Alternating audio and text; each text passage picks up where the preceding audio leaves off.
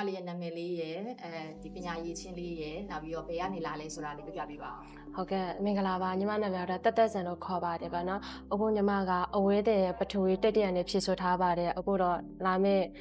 ်ဘယ်လိုဆိုမလဲ2025ဆေးလာပဲမှာညီမကနောက်ဆုံးနဲ့တက်ရမှာဖြစ်ပါတယ်အခုညီမနေတဲ့လေးလိပ်စာကတော့ line မှာဖြစ်ပါတယ်ဇာတိကတော့ရခိုင်စစ်တွေပါရှင့် စစ်တွေကနေလာတင်တန်းတက်တော့မှလာတာလားငါဟောရင်အရင်ကတည်းကဒီမှာတိုင်းမှာနေတာလား အရင်ကတည်းကဆိုဒီ2020လေ2လပိုင်းမှာညီမဒီစစ်တွေဒီရက်ကိုရောက်တာပါနော်ဒီရက်ကိုရောက်ပြီးမှဒီတင်တန်းကိုဘယ်လိုမျိုးတွေ့ပြသွားတယ်ဆိုတာတော့ညီမရဲ့အမရဲ့တငယ်ချင်းကသူ့ရဲ့ Facebook မှာဒီအမတို့ရှီဝါကဒီတင်တန်းပေးမယ်ဆိုတာသူကရှင်းရထားတယ်ပေါ့ရှင်းရသူအမကပြောတယ်ဟဲ့နေအခုနေတင်တန်းတဲ့ပါညာလည်းမရှိဘူးဆိုတော့ဒီတင်တန်းတော့ပြီးတက်လိုက်ပါလားဆိုတော့ဒီတင်တန်းလေးဆိုကြည့်ကြည့်လိုက်ချင်ဟို make it တော့စပင်းတော့ပါလာတယ်စိတ်ဝင်စားစရာပဲကိုလည်းစိတ်ဝင်စားတယ်ဆိုပြီးတော့join ပြလိုက်မယ်ဆိုတော့ဒီတင်တန်းကိုလာဖြစ်သွားတာပါ ဆိုတော့ဒီတင်တန်းမှာပေါ့နော်ဟို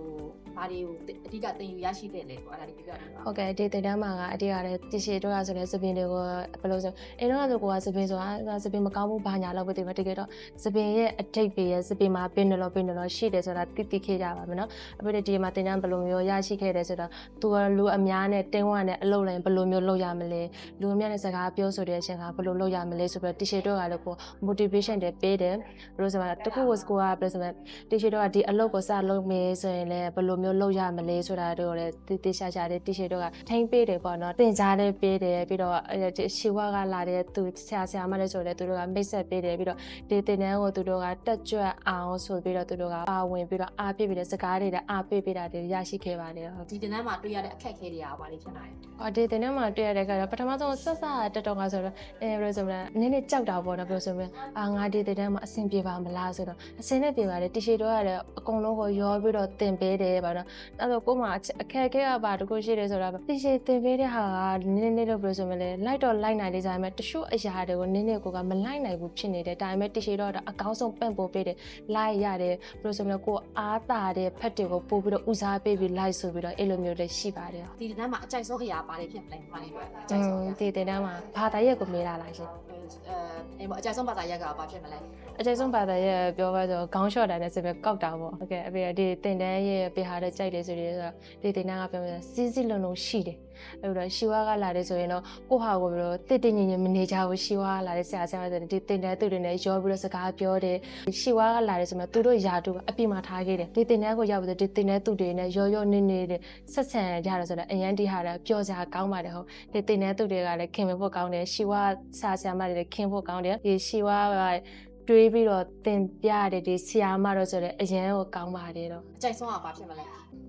အကျဉ်းဆုံးပြောတော့အကုန်လုံးကြိုက်ပါတယ်ဟုတ်ကဲ့ဟုတ်ကဲ့ ဟုတ်ပါပြီ ဟုတ်ကဲ့ ဆိုတော့ဒီတင်တန်းကလည်းပြီးတော့မှဆိုတော့ကြတော့ပေါ့နော် ဟုတ်ကဲ့ ညီမလေးရဲ့နောက်ထပ်plan ပေါ့ future plan အောင်ဘာတွေရှိလဲပြပြပေးပါအောင် ဒီတင်တန်းပြင်ညီမကဘယ်လိုဆိုမလဲဒီအလုပ်နဲ့ဆက်ပြီးတော့တခြား site တွေမှာဝင်ပြီးလုံးမယ်ဆိုတဲ့အစဉ်အလေးရှိပါတယ်ဒါမလို့ဖြစ်ခဲ့ဘူးဆိုရင်ကျမကဘယ်လိုဆိုတခြားတင်တန်းတွေဆက်ပြီးတက်မယ်ပေါ့မနော်ဒါပေမဲ့အခုစဉ်းစားထားတာကတော့တင်တန်းဆက်တက်မယ်ဆိုတဲ့အစီအစဉ်ထားကဘယ်လိုစဉ်းစားထားလဲဆိုတော့ဒီအလုပ်နဲ့ပတ်သက်ပြီးတော့တခြား site တွေမှာဝင်ပြီးတော့လုပ်ဖြစ်မယ်လို့လည်းစဉ်းစားထားပါတယ်အဲ့ဒီဟာအဓိကပေါ့ နောက်တစ်ခုဟိုပါပေါ့နော်ဒီနှုတ်ဆက်တဲ့အရင်နဲ့ပေါ့နော်တင်တန်းသူတွေရောဆရာဆရာမတွေရော she work team ရောပေါ့နော်ဗာပြောချင်လိုက်ပေါ့ ဟုတ်ကဲ့အဓိကပြောချင်တာတော့ဒီ project ကိုရှာပေးတဲ့ She Was Founder ကိုအရင်ကျေးဇူးတင်ပါတယ်။ဘာလို့ဆိုတော့အခုခင်မှာပေါ့နော်။ဒီတင်တန်းတစ်ခုကိုတော့တက်မယ်ဆိုတာတော်တော်မလွယ်ဘူးလေ။ပတ်စံကနည်းနည်းဟောတာအဆင့်နည်းနည်းဈေးကြီးတော့ဒီလိုမျိုးကိုတွေကအဆင့်ပြပြနဲ့တက်ရတော့ဒီအဆင့်ပြပြနဲ့ဒီတင်တန်းကိုရှာပေးတဲ့ project တွေရှာပေးတဲ့ She Was တင်တော့အရင်ကျေးဇူးတင်ပါတယ်။ပြီးတော့ဒီ She Was နဲ့တွေးပြီးတော့လုပ်တဲ့ဒီဆရာမရဲ့အသင်ပြကောင်းမှုတွေကိုအရင်ကျေးဇူးတင်ပါတယ်လို့ တင်တန်းသူတွေရော ဒီတင်တန်းသူတွေကိုတော့အရင်ကျေးဇူးတင်ပါတယ်။ကျေးဇူးတင်ပါအရင်နဲ့ချစ်ပါတယ်တင်တဲ့ခင်ပဲပြောဖို့ကောင်းတယ်ပေါ့နော်။နောက်လမ်းတွေပါတယ်မှာတွေ့ရင်လေနှုတ်ဆက်ကြပါလို့ကိုရဲနှုတ်ဆက်ပါမယ်တော့ဟုတ်ကဲ့ နောက်ဆုံးအနေနဲ့ပေါ့နော်ဒီကိုကြီးအမှတ်တရ post လေးပေါ့ post တစ်ခုလောက်ပေးပြီးတော့နှုတ်ဆက်ပေးပါအောင် Hi